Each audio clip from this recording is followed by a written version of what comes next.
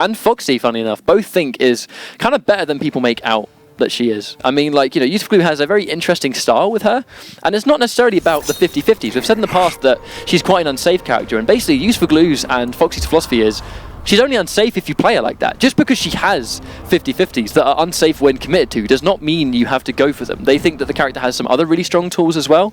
And, you know, in the hands of a good player, you can make it work. But unfortunately, we're going to have to wait and see how UsedForGlue pulls it out, because this is a matchup I'm not really familiar with at all. No, I mean, I haven't really seen this at a high level for quite some time. It was very popular early on, but a nice first hit to Madzin. UsedForGlue already trying to get that back 1-2 pressure in, which is he's definitely sort of, you know, becoming like a staple thing for him, but there's that patience. Oh, tries to go for the clone punish, but unfortunately isn't going to get it. Madzin gets the full punish on that. Oh, there's a drop. Wow. Uncharacteristic start from Madzin.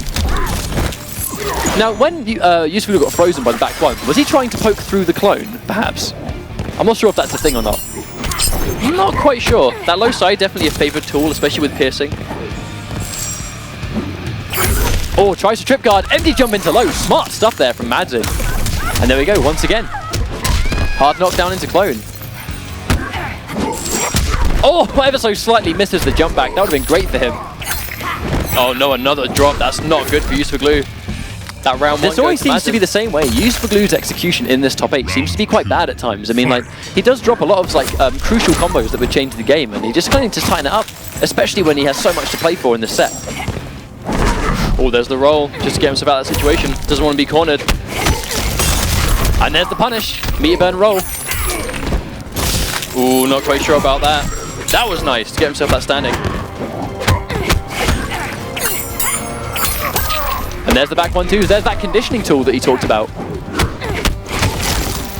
Meter burn clone, just to make himself safe. Good stuff there from Madzin. Immediately catching on that UsedForGlue is going to try and punish that clone. I think he's building a lot of bar.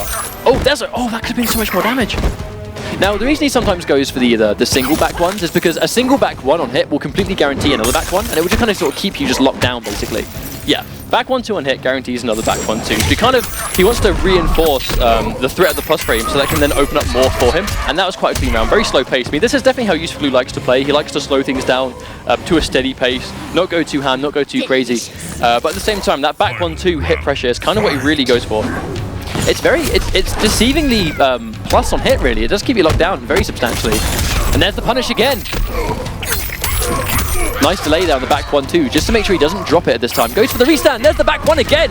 Nice conversion from UsedForGlue. Here we go. 30% does drop the follow-up, but again, not too bad damage. Throws him back into the corner.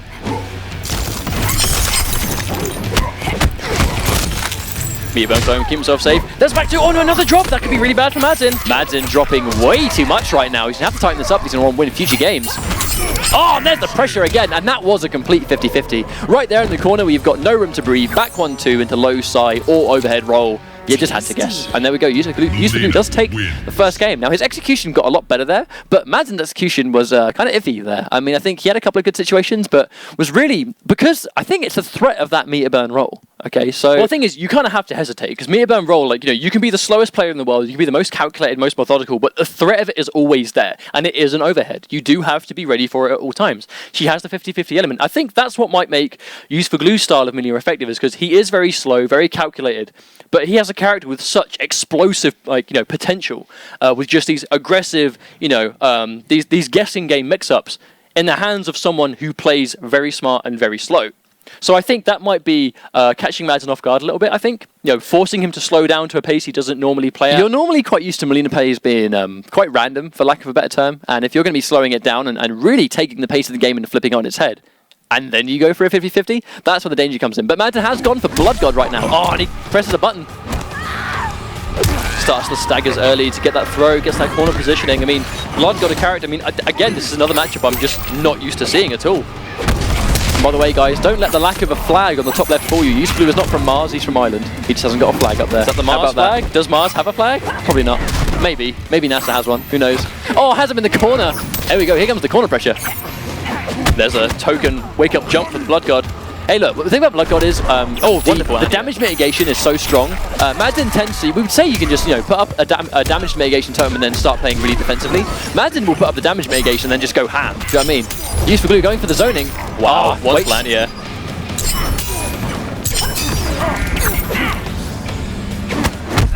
there's the patience, there's the punish. Now, the thing is, UsedForGlue is slowing the pace of the match down so much, he's just letting Madzin kind of just do something on block, of which UsedForGlue knows he needs a punish. And right there, guaranteed chip damage. UsedForGlue taking the next round, playing really solidly right now. Just smart. Everything he's doing, every button he's pressing, there's a purpose, and it's working. It's working really well for him right now. I mean, Blood God, one of those like semi-boss characters that you just have to keep hitting until he's eventually dead. But so much health and so much potential to just resurrect.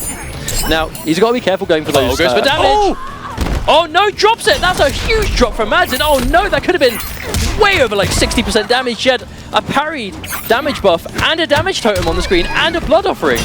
Oh, and there's the anti-air meter burn roll, but UsedForGlue finds himself without meter now. I'm so upset he dropped that. That would have been so much damage. Oh, I like the use of that string just to reposition the corner. Madzin tries to go for wake-up jump, caught by the forward 3. There's the harassment tool, back 1. And it's ever so slightly out of range, but you cannot go for a down 4. Madzin heals himself. Oh, there's that jump in. Doesn't go for the anti-air. Oh, and there's the punish there. Puts him in the corner. Opts to go for sacrifice the damage just to keep him in the corner. But no armor for UsedForGlue. No longer has to worry about the meter burn roll. Gonna have a bar after this though. Is he gonna use it? Is he gonna save it? I think he's gonna save the bar. Yep. He tries to jump out of the corner. I mean, he can't really sit there on block. He's gonna get chipped out in that situation as well. You can't really go. You can't spend a bar because if it doesn't work out, you've now got no meter. Oh, there's the anti-air. Really smart play. I mean, again, not a huge amount of damage, especially because of the totem, but gets him there. Madzin trying to press buttons again. Oh, UsedForGlue. He needs to just stop dropping these conversions to keep him in the corner. That's going to hurt so much, even out the damage. Oh, no. Another drop from Madzin. He went for the down 1. He just missed it.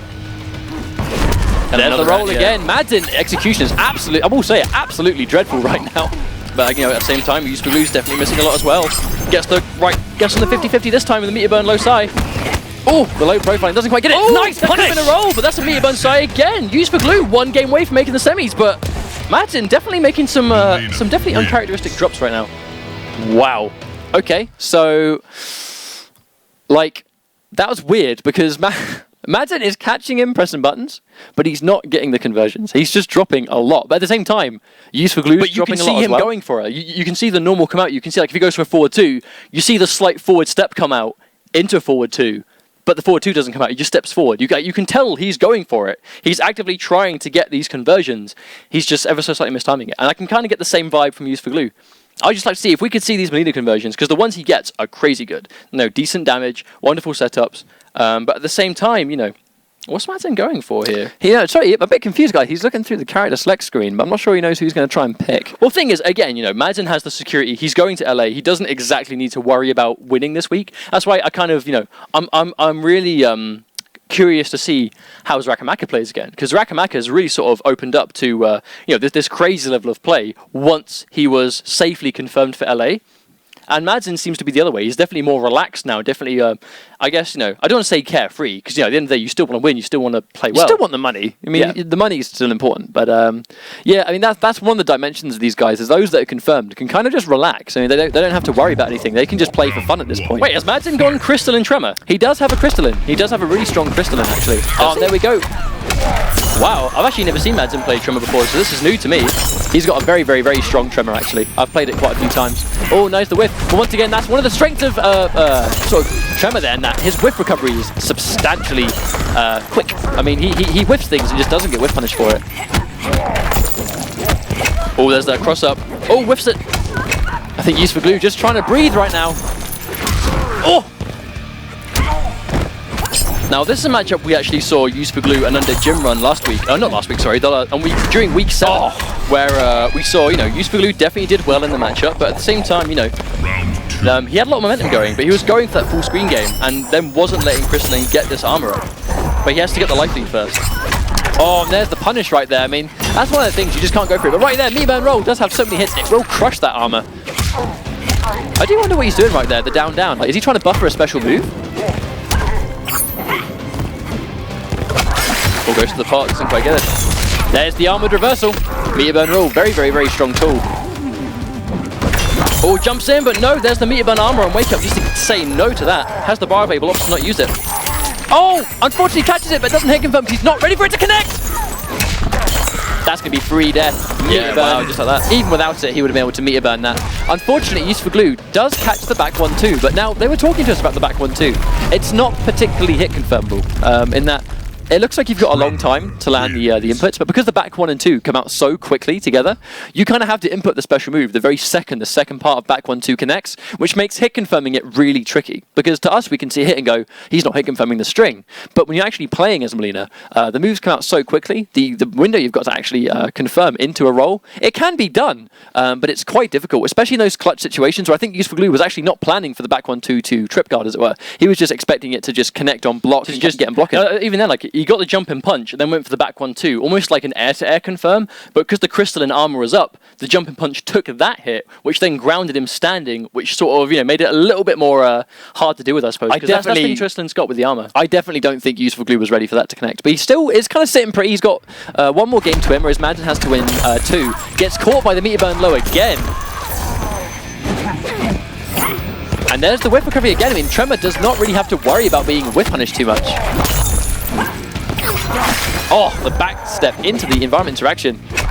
And there you go, you have to be very, very cautious when Crystalline gets armor. Obviously use the bar.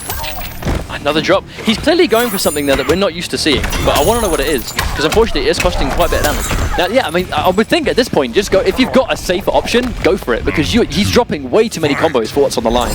If he's got a harder combo and he's dropping it, he needs to go for something simpler. There's the low cutter zoning. Oh, he tried Annie. I didn't get the meter burn, but UsedForGlue committing to the roll. I think he's just trying to get rid of that armor. Has to play that long range game. I mean, his Psy really good for it, but has to watch it. And there's the meter burn.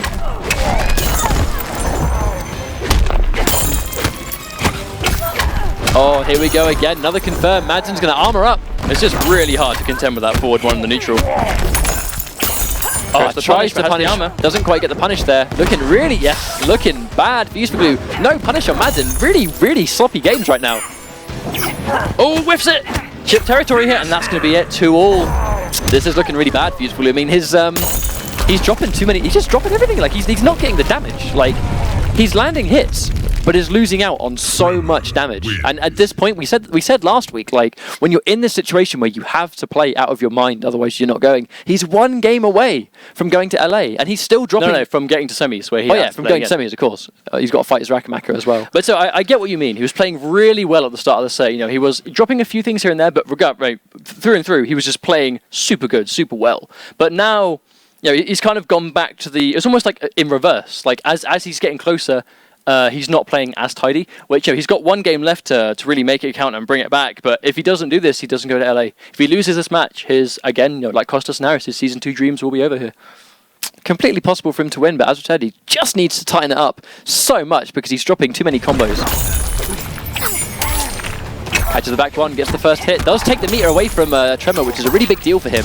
Now, the thing is, back 1-2 on hit, that guarantees a run into back 1-2 again. And that's what UsedForGlue really loves doing. But you have to make sure you're guaranteeing the frame advantage just like that. But again, you know, gets the good block there from Madzin, but just look how much health he's chipped away from Madzin. Oh, no anti-cross up there from UsedForGlue, lets him get away with it. Yeah, it's very, very hard to jump back that string because it just comes out so quickly. And the hitbox on it is massive too. Now right here, he's just got a lot of... Wow, the range on that though. Didn't expect that to hit. Oh no, unfortunate there. Goes for a wake up. Does get the trip guard on Madzin's jump back. Can still live, but drops it again. That's 3 for 3 like that. Whatever UsedForGlue is trying to do there, he has to do something else. Because that's 3 for 3 right there, and that's 3 for 3 times. It's cost him momentum. Tries to go for a grab there, but Madzin, I mean, if one person's going to jump, it's going to be Madzin. Catches the string, goes for the jump in. No hit confirm. I know that string's difficult to hit confirm, but off a jump in punch, completely guaranteed. Uses the break, keeps himself with momentum. Still gets the damage. He just has to be really careful with letting Madzin get the crystal armor online right now. But he's in big trouble because he's got no bar and a bad trade. That was nice. That's exactly what UsedForGlue needs. And into the big damage as well. Bring it to match point. Both players. UsedForGlue has 1 round left to keep his Season 2 ESL Mortal Kombat Tournament dreams alive. I will be honest, I said I wasn't nervous for him. This 1 round is what it's riding on. Tries to punish, gets the block on the overhead, tries to punish that as well. Not quite sure if back 1-2 does it. Oh, wow, back-to-back meter burns. It's +5 on blocks. If you try and press a button, you're in big trouble. Bad trade. He has to be really careful taking. Oh, he does drop the end of it. There's the reversal. This could be the start. He has to make it work. He has to watch out for the low. So he hasn't got the meter for a break yet. He has it now.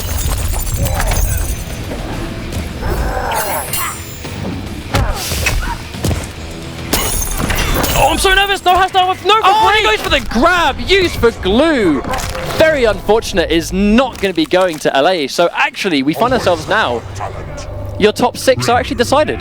So the final 2 players that will be going to LA to play for EU will be Taco and Undead Jim. So great congratulations to those guys. I think right at the end there, just, I mean, again, apologies for being so quiet. Like, I was just, there was so much riding on it.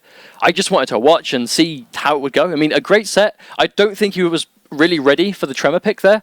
Clearly didn't look as comfortable as he was before. Like, you know, we saw a lot of matchup knowledge with the Sub-Zero, with the Kotalkan as well. I think maybe not as prepared for a Tremor as he originally, you know, may have been. But still, you know, great play all around. Madzin moving into the semi-finals. But, you know, again, like I said before, huge congratulations to UsedForGlue for making it so far. It's heartbreaking. You know, there's no other word for it. It's heartbreaking to see it come so close. 3-2 last round. So near the edge. But, you know, again, he still would have had to win the semi-finals versus Rakamaka or Good Dragon. But, again, you know, well played to him for getting so far. Well done to Madzin for moving on again. And congratulations to Undead Jim for his now confirmed space in the Season 2 finals. Yeah, I mean, definitely. So it's kind of weird. I mean, we have a decided list without the guys qualify. It's kind of bizarre how the 2 guys that are left and now are going to be playing now for EU, it's decided after they didn't get top 8 this week, and it was played by the people that would have got it. It's a very bizarre situation to be in, but I think with Undead Jim and Taco, it just comes down to pure consistency. They may not have placed, you know, as I said right at the start of this, when I said